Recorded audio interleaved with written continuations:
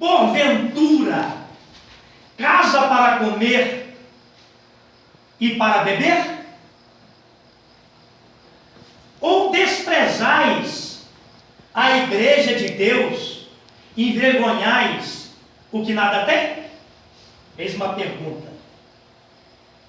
Que vos direi? Louvai-vos-ei? Nisso não vos louvo, porque eu recebi do Senhor, e o que também vos ensinei, que o Senhor Jesus, na noite em que foi traído, tomou o pão, e tendo dado graça, o partiu e disse: tomai e comei, isto é meu corpo que é partido por vós, fazei isto em memória de mim. Agora dobre bem a sua atenção, eu vou explicar melhor. A igreja de Corinto era uma igreja que reunia, mas reunia para comer e encher a barriga, não era uma santa ceia que agradava a Deus.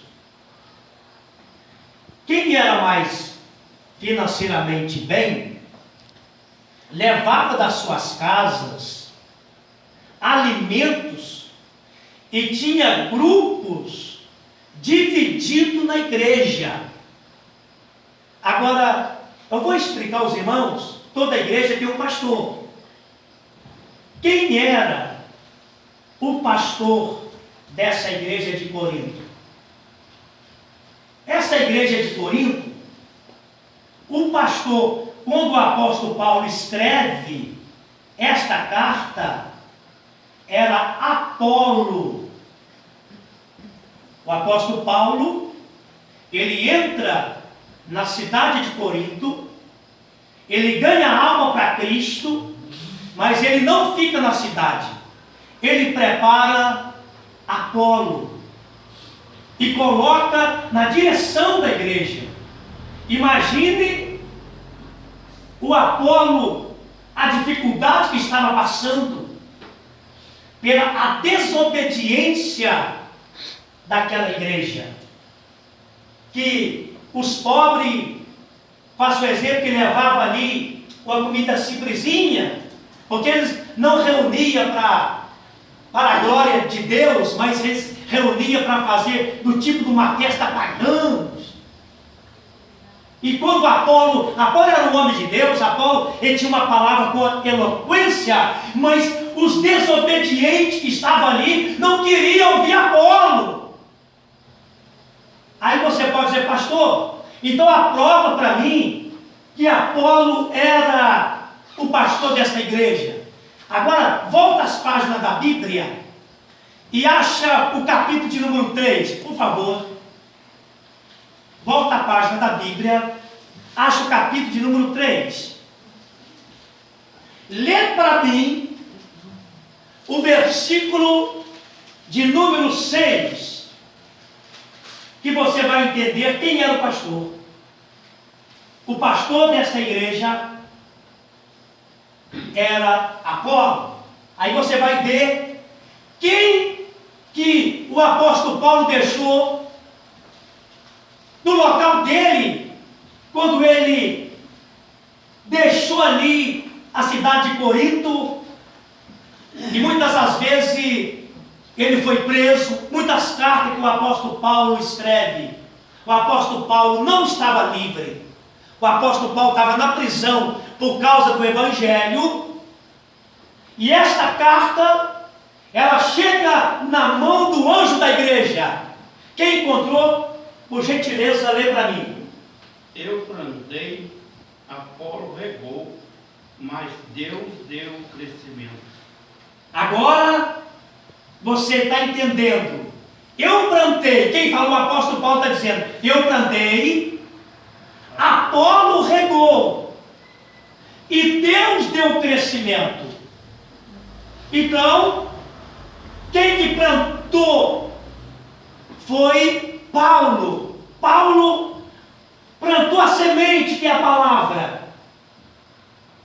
anunciou a palavra? Quem que ficou no lugar de Paulo para depois regar, para cuidar, para pastorear a igreja? Apolo. Apolo ficou. Mas o apóstolo Paulo escreve que não tem ninguém maior do que ninguém. Glória a Deus.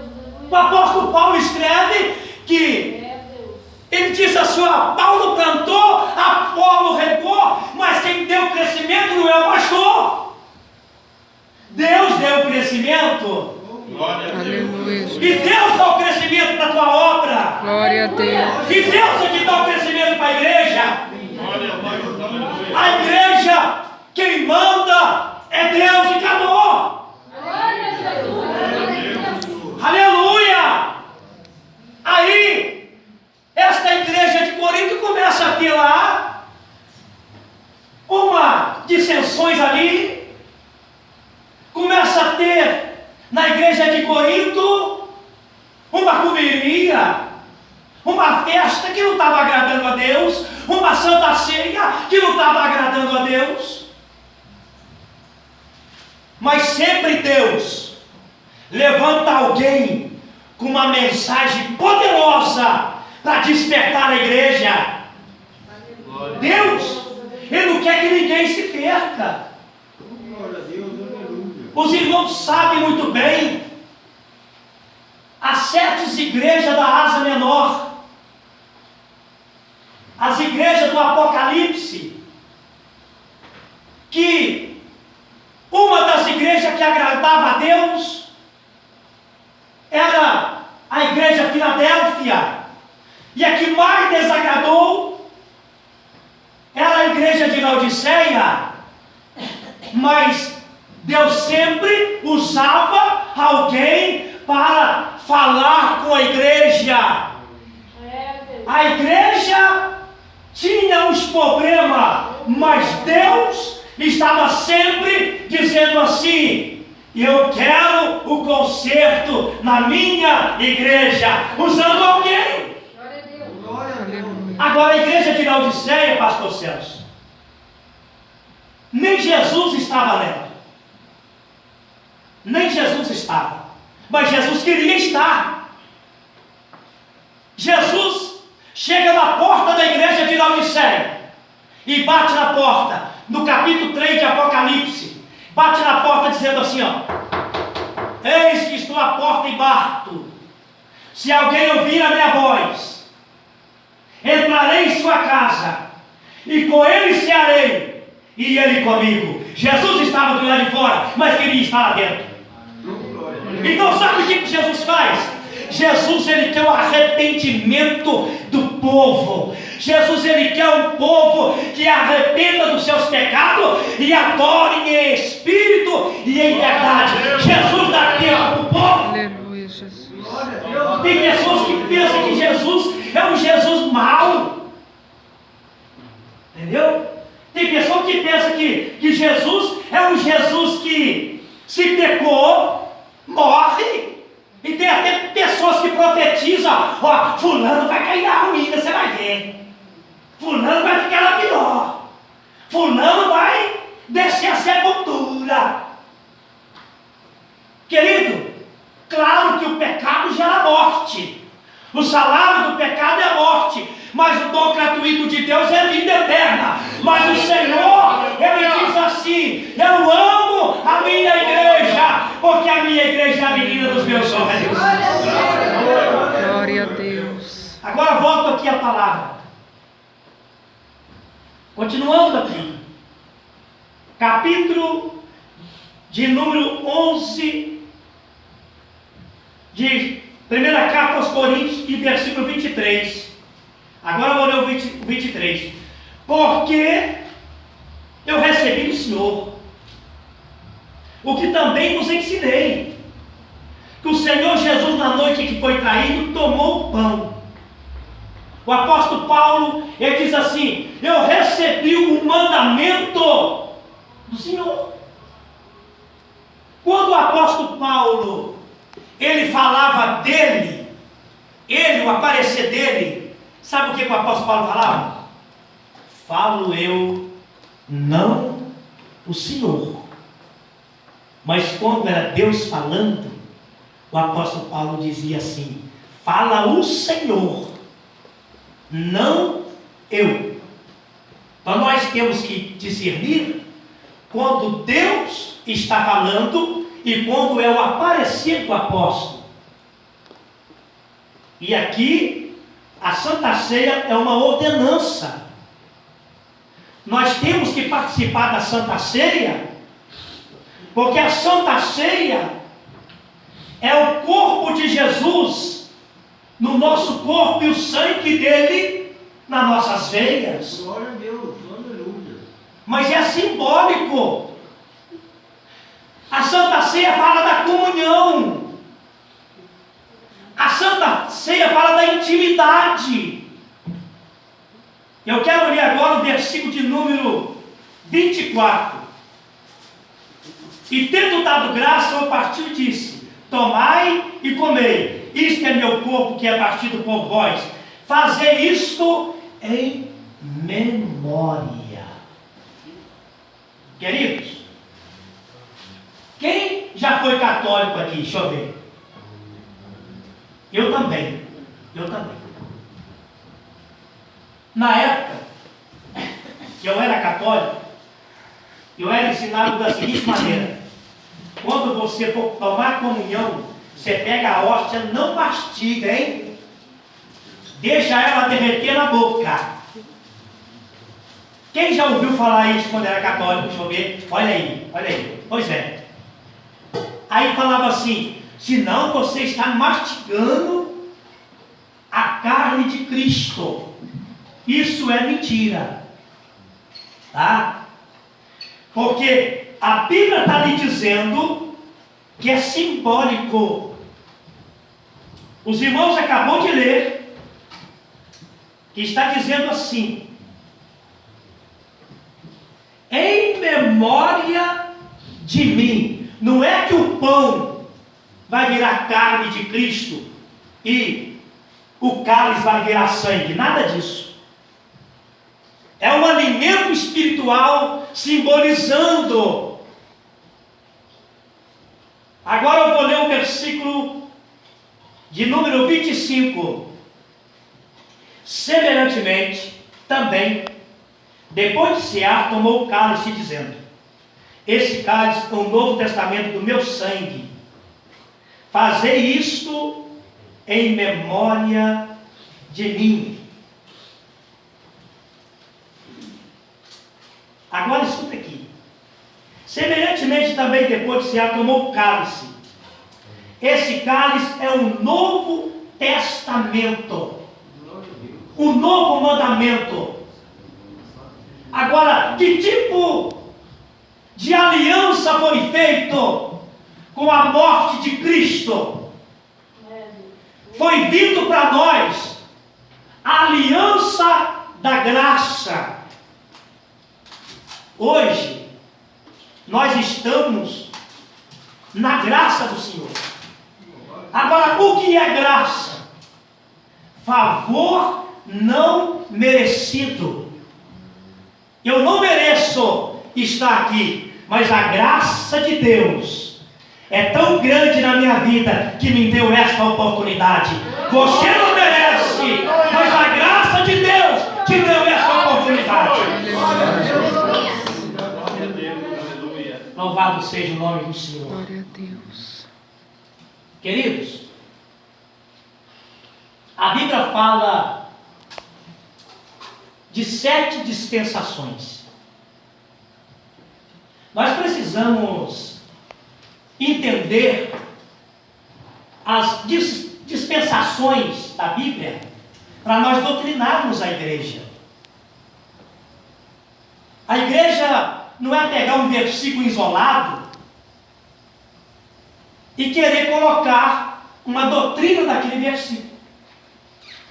Nós temos que aprender se aquele versículo era para o tempo, daquele tempo de Israel, ou para hoje. Claro. os irmãos vê as dispensações. Em Gênesis, há dispensações da inocência, ou melhor, a dispensação da inocência. Por que da inocência? Porque o homem, no começo estava sem pecado, aí depois o homem peca, aí vem a dispensação da consciência. E muitas das vezes a pessoa não toma a Santa Ceia por causa do quê? Por causa da consciência. O pecado de Adão e Eva trouxe um prejuízo muito grande para ele. Ele teve que sair do jardim. Mas a morte de Cristo trouxe para nós de volta o jardim que Adão um dia entrou nele. Um dia nós vamos herdar também o jardim que é o céu. A morte de Cristo trouxe de volta a vida eterna. Glória a Deus. O pecado de Adão trouxe morte. Por um homem entrou o pecado no mundo, mas por Jesus entrou também a salvação para todos os que creem. A morte de Adão, o homem levou um tombo. Na morte de Jesus Cristo, o homem levantou e diz assim: eu sou igreja de Cristo, eu sou igreja que vou morar no céu, eu sou vitorioso. E cadê os vitoriosos? Levanta a tua mão e glorifica o nome do Senhor. A dispensação da inocência, a dispensação da consciência, a dispensação do governo humano, a dispensação da lei, a dispensação da promessa, a dispensação que nós estamos hoje, da graça. Não dá tempo de eu falar sobre tudo isso. A dispensação, querido, da promessa, lá em Gênesis, Deus já faz uma promessa para salvar a humanidade.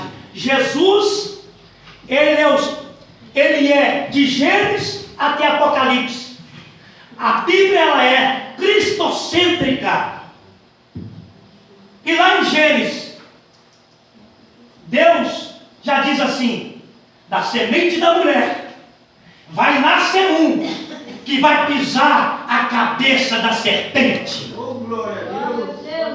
Então, já é a dispensação da promessa. Deus prometendo um jeito para salvar o homem que estava no pecado. Oh, glória a Deus. Os irmãos sabem muito bem um versículo muito lido. Isaías 59. Eis que a mão do Senhor não está encolhida para que não possa salvar, nem o seu ouvido surdo para não poder ouvir. Mas o pecado faz separação entre vós e o vosso Deus. Aí Jesus, morrendo na cruz do Calvário, ele derrubou a parede da separação. E a palavra do Senhor diz que quando Jesus ele dá o último suspiro, o véu do templo ele rasga, irmão, significando assim: a minha igreja tem comunhão com o Pai através da morte do Senhor na cruz do Calvário. Aleluia, Jesus, glória a Deus. Eu sinto a presença de Deus aqui. Glória a Deus, aleluia. Graças a Jesus Deus. está na casa, Jesus está presente aqui. Aleluia. Aleluia. Voltamos agora para a palavra que nós estamos meditando. Versículo de número 26. Porque todas as vezes que comerdes esse pão e beberdes esse cálice, anunciais a morte do Senhor até que venha. O significado da Santa Ceia é muito grande. Para que reunimos para participar da Santa Ceia? Primeiro, relembrar do sacrifício de Cristo. Segundo, relembrar também que Ele ressuscitou e faz presente aqui. Glória a Deus. Terceiro, relembrar de uma promessa. Que promessa é essa, pastor? É promessa da sua vinda, até que Ele venha. Até que Ele venha, nós precisamos cumprir esses mandamentos. Agora, é mais forte agora, versículo 27, quem está acompanhando aí comigo? Por quê? Qualquer que comer este pão, ou beber o cálice do Senhor, indigno, será culpado do corpo e do sangue do Senhor. Sabe o que o apóstolo Paulo está ensinando aqui para a igreja? Ele está ensinando o seguinte: se a pessoa participar do corpo e do sangue do Senhor, sem estar em plena comunhão com Cristo, ele é culpado do sacrifício. Ele é culpado, ele é o réu, tá? O réu, o condenado, culpado por tudo o que aconteceu com Jesus. É como se fosse os romanos da época que chicotearam Jesus, que cuspiram em Jesus, que coroaram Jesus. O apóstolo Paulo coloca algo sério. A Santa Ceia é coisa séria. Por isso não pode participar de qualquer jeito. Continuamos. Examine-se, pois, o homem a si mesmo, e assim coma deste pão e beba deste cálice. É o versículo de número 28. Não é o pastor que tem que examinar você. Eu vejo muitas pessoas dizer assim: será que o pastor não está vendo que ele está fazendo coisa errada, não? Quantas pessoas já chegou: pastor, fulano está errado, e está tomando a Santa Ceia, só vai permitir eu tomar a Santa Ceia? Aí eu tenho um versículo para ler para ele: examina-se, pois, o homem a si mesmo. Não é o pastor que vai examinar. Não é eu que vou chegar no irmão e vou falar: você está preparado, você não. Você está preparado, você não. Você está preparado, você não. Não é eu. Não é o pastor local. É você. Examine-se o homem a si mesmo. Como que está a tua vida hoje aqui? Você está bem espiritual? Aí você vai examinar. Aí examinou, tem um pezinho de consciência, fez alguma coisa errada, dobra o teu joelho, pede o perdão, e o Senhor perdoa, porque o sangue de Cristo purifica de todo pecado. Não existe pecadinho, pecadão, de todo pecado. Dobra o joelho e pede o perdão. E o perdão é exatamente na hora que você pediu do fundo do teu coração. Glória a Deus. E não praticar mais. Aquele que confessa e deixa o pecado alcança misericórdia, mas o que cobre as suas transgressões, a condenação. Quem está entendendo a palavra, diga glória a Deus. Glória a Deus. Versículo de número 30. Não, o 29 eu li? Eu falei sobre o 29? Não? Então vamos ler. Porque o que come e bebe indignamente, come e bebe para a sua própria condenação, não discernindo o corpo do Senhor. Então Deus está dizendo aqui: se comer e beber, ele vai comer e beber para ser condenado. Era assim que estava acontecendo a igreja de Corinto. A igreja de Corinto estava reunindo não para o bem, mas sim para satisfazer a carne. Por isso que eu iniciei lendo o versículo de número 22, que está dizendo assim: vocês não têm casa para vocês comer? Ou para beber? Se alguém quer encher a pança, come em casa. Mas aqui é simbólico. Não é comeria. É algo espiritual. É algo para agradar o nosso Deus. Glória a Deus. A hora passa rapidinho, irmãos. Glória a Deus. Agora eu vou terminar de ler aqui, por causa da hora. Por causa disso, há entre vós muitos fracos e doentes, e muitos que morreram, porque não estava levando a sério a Santa Ceia. Porque se nós nos julgássemos a nós mesmos, não seríamos julgados. Quem julga é Deus. Mas quando somos julgados, somos repreendidos pelo Senhor, para não ser condenado com o mundo. Porque se a igreja continuasse do jeito que estava, o mundo ia ser condenado, e a igreja junto com o mundo. Deus está alertando aqui que a igreja é diferente. A igreja não pode ser misturada com o mundo.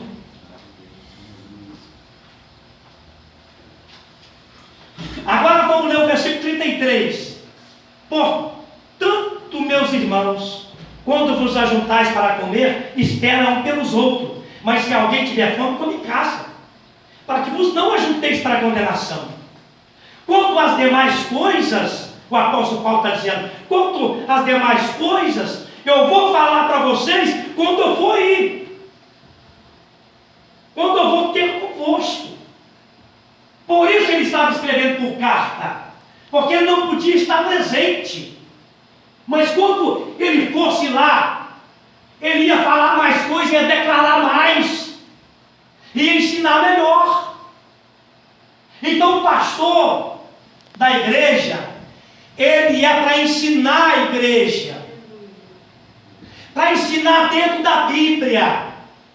Agora, se tem aqueles rebeldes, nós não temos culpa, nós lavamos as mãos,